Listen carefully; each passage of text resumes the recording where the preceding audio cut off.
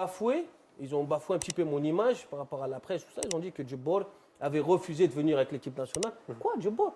Mais c'est que tu ne me connais pas si tu dis ça. Si tu demandes à chaque joueur qui c'est le plus nationaliste de tous les joueurs, mon nom il sera dans les 2-3 qui sortiront. Comment tu peux te permettre déjà de dire ça? Et à partir de là, il y a eu un froid entre moi et lui. Et il a toujours pesé le chaud et le froid par rapport à moi en fonction de ce qu'il avait sous sa main. En fait, s'il avait un autre attaquant sous sa main, il le mettra à ma place. C'est qu'à cette période-là, il savait que Djibbor c'était meilleur, donc il est obligé de me mettre. Mais dès lors où il a eu des petites opportunités, voilà, directement, il m'a mis sur le côté. Donc en fait, j'étais un petit peu le mouton noir, mais c'est pas grave. Moi, je ne l'en veux pas.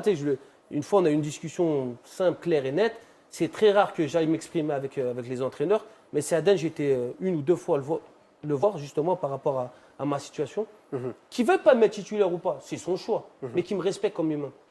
Quand je cite des noms des grands entraîneurs, et c'est encore sur Internet, hein, de Didier Deschamps, à Roberto Carlos, à Laurent Blanc, à Valverde qui est aujourd'hui à Barcelone, quand ils disent que Djibbor, c'est top niveau, et que tu arrives ici, l'autre qui te regarde comme un joueur de National B algérienne, oh, un petit peu de respect. Moi, je ne te manque pas de respect, tu es plus ancien que moi, je ne te manque pas de respect. Par contre, le son que j'ai là, le dème اللي عندي في الكور تاعي, c'est algérien. C'est pour ça que je suis à l'équipe nationale تاع الجزائر.